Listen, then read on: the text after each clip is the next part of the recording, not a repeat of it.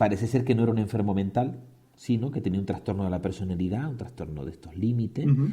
Y bueno, este tipo era un depredador y lo que le molaba era matar gente. Y bueno, el tipo se dedicó a no cooperar con la policía, estuvo jugando con la policía mucho tiempo, pero bueno, eso de dejar pistas y señales en el cuerpo es muy televisivo, es muy de cine, ¿verdad, José? Sí, Es sí. una cosa de que el asesino deja su firma, ¿no? A mí, yo de psicópatas y asesinos en serie españoles no estoy prácticamente nada puesto, la verdad.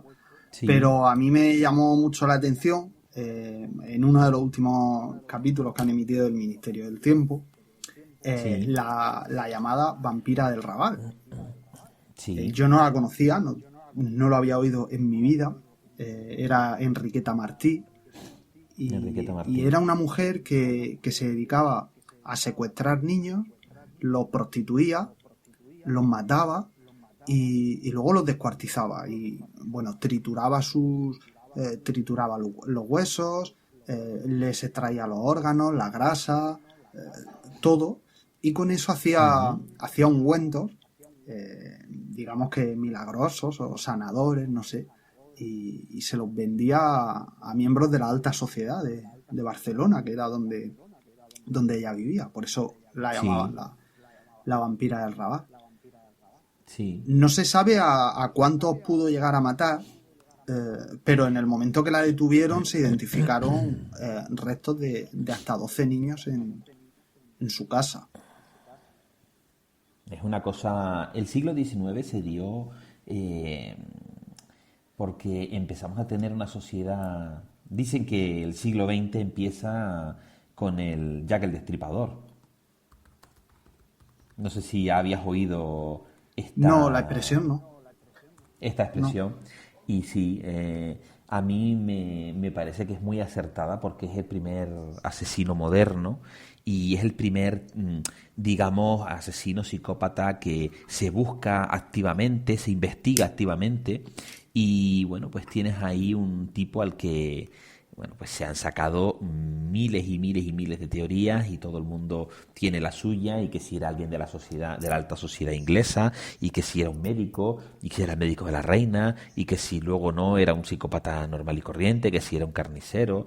Se ha metido en las tramas hasta Sherlock Holmes investigando su muerte en algunas películas interesantes sobre el tema que son un clásico, pero vamos, que nunca se supo, o sea, este tipo empezó a matar en un momento dado, desapareció y no hay más que hablar del tema. Y mató a prostitutas, sobre todo en el barrio de Whitechapel. No sé si lo conoces, si has estado en No, Inglaterra no, o en no he Londres, estado, no he estado. José.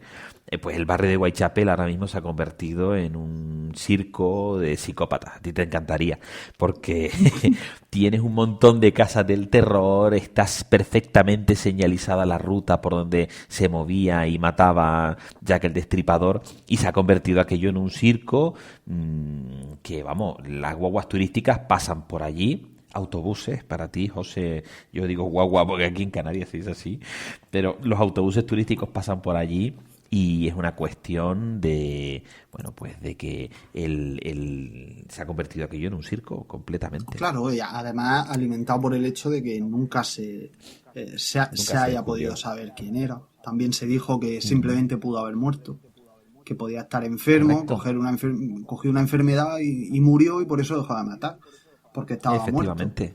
En más de una ocasión creo que ha pasado eso.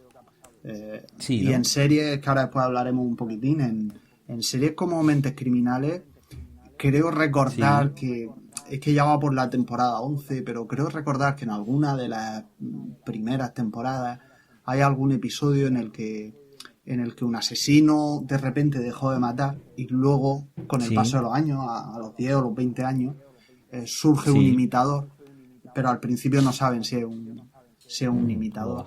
No, mira, me estoy acordando ahora. Creo que no era un imitador, es que había estado detenido en ese capítulo, Ujú. lo detuvieron por otra cosa, pasó unos años en la cárcel y por eso dejó de matar.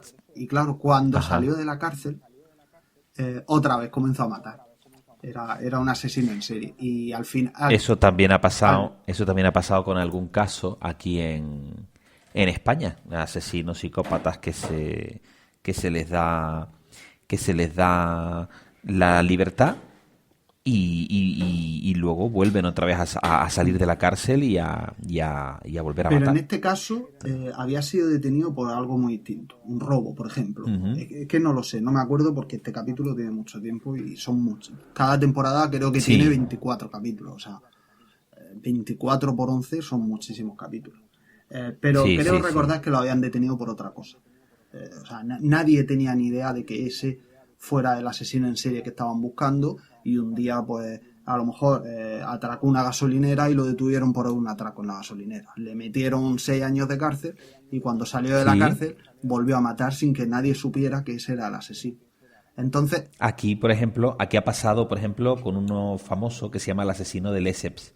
Y es un tal José Ignacio Orduña, que mató a 3 ancianas entre el 78 y el 79 en Barcelona. Fue detenido y condenado en el 82 a un total de 86 años de cárcel. En el 97 sale de la cárcel y estando en libertad asesinó de nuevo a otra anciana, fue detenido y fue condenado a 15 años más de cárcel. O sea, es un tipo que ha estado entrando y saliendo de la cárcel y cada vez que podía mataba. sí, Imagínate. pero a ese no se le podría considerar técnicamente un asesino en serie. Porque No, o sea, la primera fueron 3, 3 en un año. 3 en un año. Son Sí, 3, 30 días. claro. 3, 30 días para ser considerado. Pero también hay un perfil de psicópata que va probando a sí mismo, va probándose a sí Sí, mismo. claro. Evidentemente Y es una muerte la que lleva a la otra y la que hace que el periodo de correcto, tiempo cada vez sea menos se porque, acorte. claro, porque el placer que siente, Correcto. Necesita satisfacer claro, cada vez es su... como una droga. O sea, es como el que un día se Correcto. fuma un porro, luego se lo fuma a los 6 meses, el siguiente se lo fuma a los 5, hasta que se lo fuma todos los días.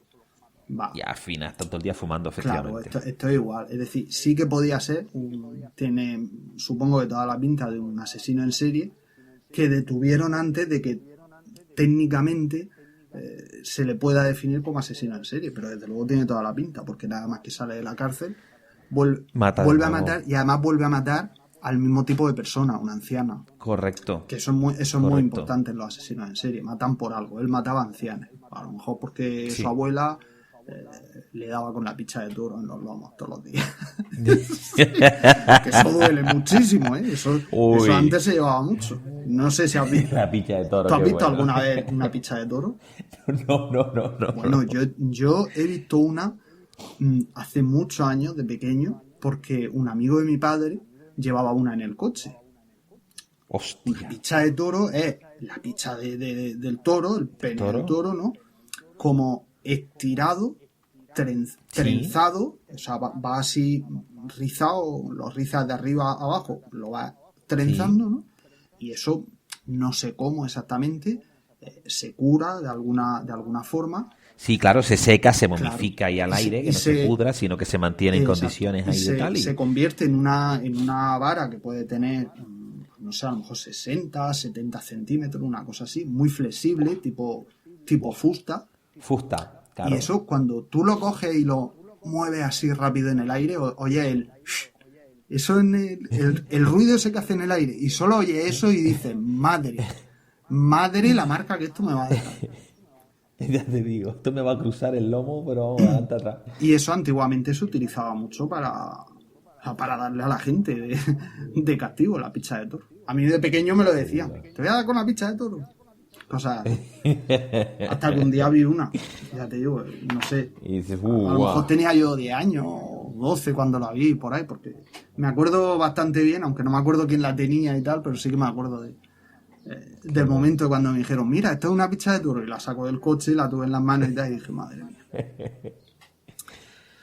Ay, Pues, Dios. Pues ya tenemos el título del capítulo, José.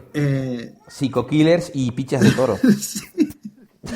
Le vamos, Que llevamos un buen rato hablando de la picha de le toro. vamos a tío. poner eso. Que siempre hay anécdotas muy Totalmente. buenas. Ya me veo yo. Bueno, pues hablando de pichas de toro, a mí, tú has hecho ya una recomendación, que es la de la serie... la serie que me estabas contando, que es la de Mentes Criminales. Es Mentes Criminales, que no me acordaba del título. A mí no me gusta Mentes Criminales.